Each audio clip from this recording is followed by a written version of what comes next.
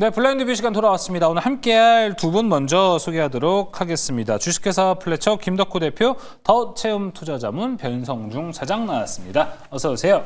네, 안녕하세요. 반갑습니다. 자, 그럼 바로 시작해 보도록 하겠습니다. 변성중 차장이 준비한 종목은 어떤 종목일까요? 종목 블라인드부터 열어주시죠.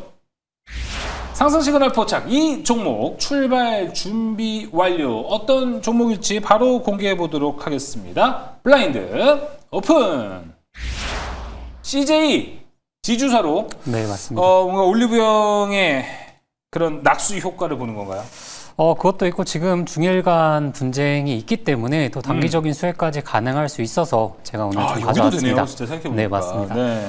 그래서 CJ 같은 경우에는 두 가지 포인트를 잡고 가시면 됩니다. 일단 첫 번째로는 이제 상법 개정안, 상차 상법 개정안에 대해서 우리가 초점을 두셔야 되고, 지금 12월 정기국회에서 통과하겠다라는 의지를 보여주고 있기 때문에 이제부터는 지주사에 대한 모멘텀 체크하셔야 되는데, 일단 CJ의 자사주 비중을 보게 되면 지금 CJ 같은 경우에는 자체적으로는 7% 보유하고 있거든요. 근데 결국에 CJ 같은 경우에는 이제 올리브영에 대한 모멘텀으로 가기 때문에 올리브영에 대한 이제 자사주 비중 자체가 20% 이상을 보유하고 있습니다. 그렇기 때문에 이제 올리브영도 이제 자사주 소각 대상이기 때문에 만약에 자사주를 소각하게 된다면 CJ까지 이 긍정적인 영향 충분히 나올 수 있다라고 좀 말씀드리겠고, 그리고 이제 4분기서부터 본격적으로 이제 매출액에 대한 향상을 우리가 좀 지켜봐야 됩니다. 지금 뭐 중일에 대한 분쟁, 단기적인 이슈로도 당연히 이제 수혜를 받을 수 있고, 그리고 기본적으로 화장품 같은 경우는 이제 여름철이 지나게 되고 가을 겨울로 가게 되면 본격적인 이제 성수기라고 불리게 되거든요. 이를 통해서 이제 4분기에 이 연말도 다가오게 되니까 올리브영에 대한 모멘텀은 점점 갈수록 올라갈 수 있다라고 보시는 게 맞고, 그리고 이제 내년도에 있는 이제 북미 시장에 대한 오프라인 진출을 좀 보셔야 됩니다.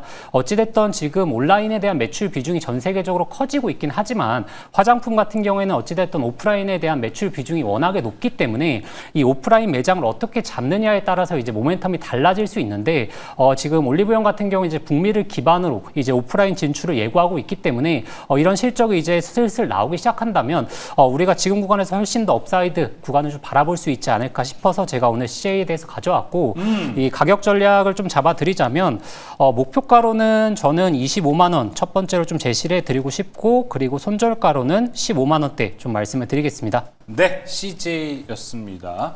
명동에만 올리브영 점포가 8개가 있다고. 네, 맞습니다. 정말 많습니다.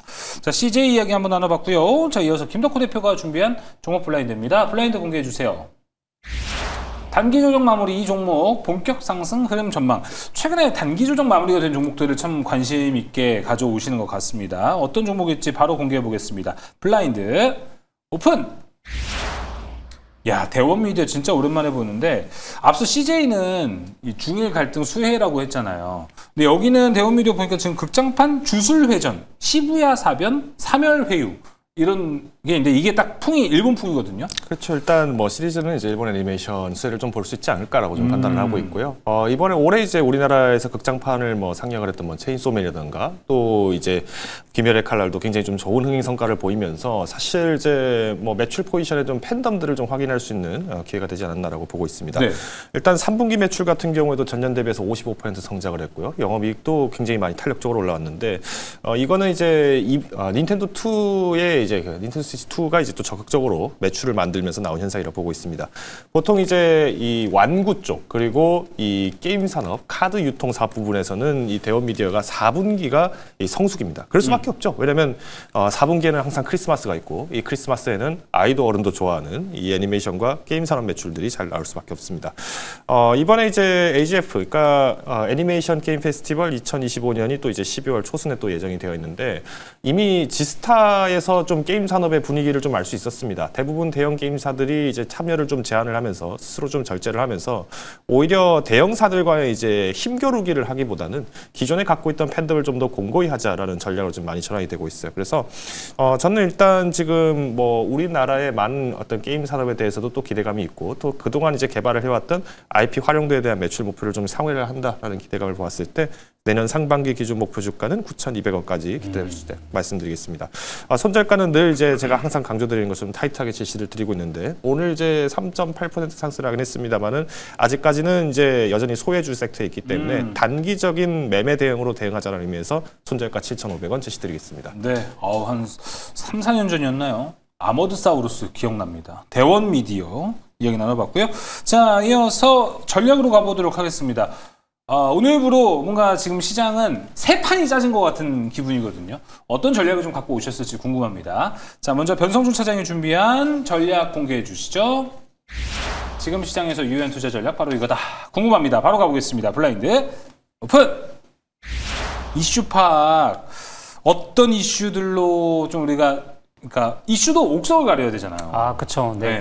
근데 사실 뭐 오늘 이제 엔비디아 실적 발표도 굉장히 좋았고 특히나 이제 가이던스에 대한 부분도 굉장히 좋았기 때문에 AI 버블론에 대한 이야기는 이제 조금씩 잠식되지 않을까 하는 생각을 하고 있고 다만 근데 이제 AI 사이클이 계속 가는 거랑 지금 이 시장을 주도하고 있는 AI 종목들의 흐름을 보시게 되면 사실 신규 매수가 쉽지 않은 상황이거든요. 뭐 대독전자도 마찬가지고 뭐 이스페타시스도 마찬가지고 지금 그렇기 때문에 지금 구간에서 신규 매수에 대한 부담감을 느끼시는 분들은 앞으로 있는 이슈에 좀 집중해 보자라고 제가 말씀을 드리고 싶습니다. 결국에 12월 달에 있는 이 상법 개정안에 대한 수혜주들 좀 체크하시는 것을 말씀드리겠고 그리고 특히나 이제 코스닥 쪽에서 제약 바이오를 좀 강조드리고 싶은데 ABL 바이오를 기점으로 해서 이제 앞으로 이제 기술 이전에 대한 나올 내용들이 굉장히 많고 그리고 이 기술 이전을 이미 진행했던 기업에 있어서 IPO도 이제 11월 달 말 그리고 12월 달에 이제 진행이 되기 때문에 제약 바이오에 대한 모멘텀은 결국에 이제 금리가 동결되는 12월 현상이 나오게 되더라도 우리 한국 증시에 있는 이 바이오 섹터들은 꾸준한 모멘텀을 보여줄 수 있지 않을까 싶어서 지금 구간에서 만약에 AI 사이클에 탑승하시기 좀 심리적으로 부담스럽다라고 하시는 분들은 코스피 쪽에서의 이제 상법 개정안에 대한 수혜주들 그리고 코스닥 쪽에서는 제약 바이오 위주로 보시는 걸 말씀드리고 싶어서 앞으로에 대한 이슈 그리고 12월 달 연말까지 뭐 제약 바이오 쪽에서 학회라든지 일정이 많기 때문에 이런 일정들 체크하시면서 이슈를 파악하시라는 의미에서 제가 가져왔습니다. 네, 알겠습니다. 자, 이슈 파악 중요합니다. 자, 이어서 김덕호 대표는 어떤 걸 준비했을지 궁금합니다. 블라인드 공개해 주세요. 최적의 투자 전략 바로 이거다. 바로 가보겠습니다. 블라인드 오픈. 작성금쇠. 어렵네요, 오늘은. 사실 이제 시장이 이제 지금처럼 조정이 나오면서 아마 많은 분들이 이제 앞서 차장님 말씀하셨던 것처럼 이제 새로 진입을 하자니 또 고민이 될 것이고. 그렇죠. 또 뭐 더 사자고 하니 비중이 좀 많아질 것 같고 아마 이런 부분을 고민을 많이 하실 것 같습니다. 근데 이 작성금쇠라는 한자는 어제 흥행했던 결과가 또 오늘은 또 쇠퇴하기도 한다라는 뜻으로 좀 말씀을 드리고 싶은데요. 우리가 이제 지금 시장이 조정이 나왔을 때 우리가 이제 대응을 만약에 못했다라고 한다라면은 이거는 우리가 기술적인 대응에서의 실패이기 때문에 어떤 비중을 조절하는 이런 거에 대해서 좀 더 고민을 해볼 필요가 있습니다. 장기적인 모멘텀들 여전히 저는 유효하다 판단을 하고 있고요. 또 어제 하락했던 종목들 오른 상승을 했다고 해서 마냥 기뻐하시기보다는 이런 단기 테마성 순환매가 얼마나 이어지고 있는가를 항상 경계를 하셔야 됩니다.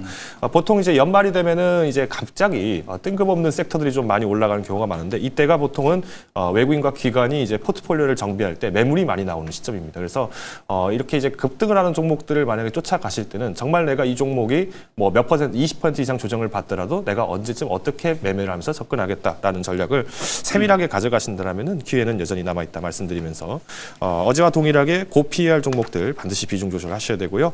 손절가 엄수하시면서 재매수 위한 시점들도 항상 판단하셔야 된다 말씀드리겠습니다. 네, 알겠습니다.